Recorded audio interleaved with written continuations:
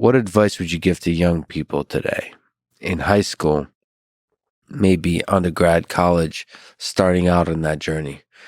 Maybe trying to pick majors, trying to pick jobs, careers, dreams, and goals they can pursue. What advice would you give them to have a career they can be proud of, or to even have a life they can be proud of? Well, I think having passion, which isn't always a voluntary thing, you just have it or you don't, perhaps, but becoming passionate about something and following it, wherever it takes you, I think is really important. When I finished college and sort of went to Russia for the first time, that was in some ways the beginning of my whole career and passions in my life. And I didn't know what I was going for, what was going to happen, what kind of career it would turn into, what kind of job would it help me get when I got back. I wasn't thinking about any of that. I'm very fortunate I got that opportunity. I was very fortunate to, be able to go and see those places and have my mind opened. And I think that really just the fuel from that passion that was created during that time is still 20 years later going strong. I'm partial to healthcare. I love being a doctor. I think it's the perfect combination of kind of intellectual problem solving, being a detective while also working with your hands, when you do procedures, especially in the ER, it's sort of the perfect combination. I'm not a surgeon, but I do use my hands quite a bit, for a variety of reasons. And so I always loved working with my hands. I loved crafts, especially prehistoric crafts, before medical school.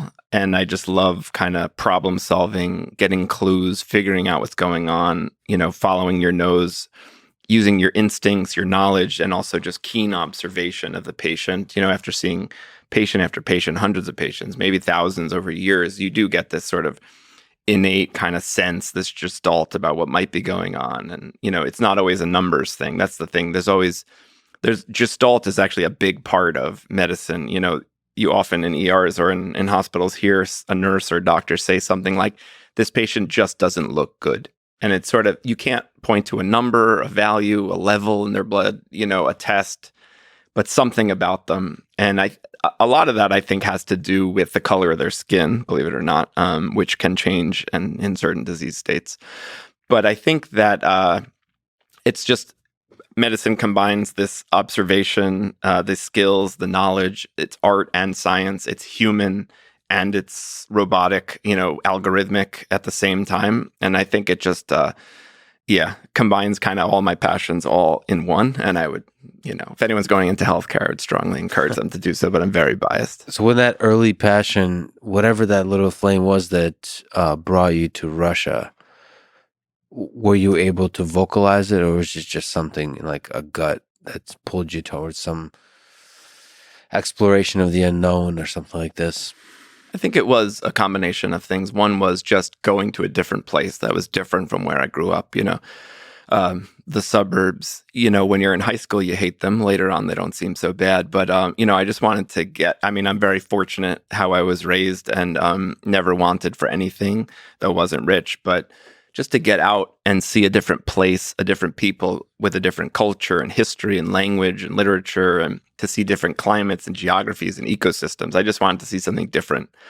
And that, I guess that's what I've, sought after ever since. So just that was just so fascinating. Like my trip to Kamchatka in 2003, where I was there for 4 months and I didn't speak English for, I think, 2 months out of it. And I remember lying on the floor, some wooden floor in a hunter's cabin in the middle of northern Kamchatka, just being like, what am I doing here? I'm just so grateful for like the experiences I was having, what I was seeing and realizing and learning. I was so grateful, even though I was lying on this hard, uncomfortable floor. It's just like, this is so amazing. And that, I don't think I'll ever have another travel as meaningful and life-changing as that particular trip to Kamchatka was. Though I'm still striving after it. You never replicate that first high, but you always try. So I just think that seeing something different is kind of the game. And there wasn't really a plan, because I got a chance to talk to the CEO of Qualcomm recently, and his advice is always have a plan. And it sounds like you're saying don't have a plan. Don't need to have a plan. Just listen to your gut, your passion, and follow that, and see where that takes you, because it's telling you something. Yeah, I think, I guess the plan could be specific or could be as general as I just want to go far away and see something very different. That's my plan. And I did That's one line. just followed my nose from one thing to the next, just being interested, following my passion. And again, very fortunate I could do that.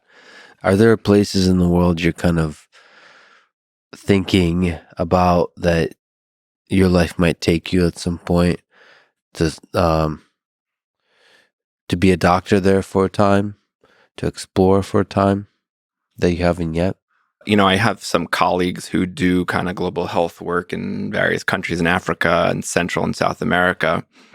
I would really love to go to some of those places, not just for a short trip, but hopefully for an extended period of time, with sort of the healthcare being the ticket in, but then maybe even bringing my children or just, I guess at this point, some of the travel I dream about is sort of replicating what I did and showing it to my kids in a way.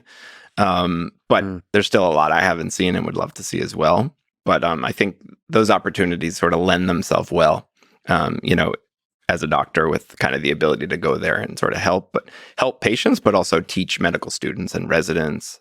Teaching is actually a huge part of being a doctor that's underappreciated, but that's actually part of the fun of being a doctor, is that you're also a teacher. Of course, the word doctor means teacher, but it's come to mean something else. In some of my jobs, I'm working alongside medical students and residents, and I'm giving them my knowledge, my wisdom, sharing with them stories. And so that's a very satisfying part of the job.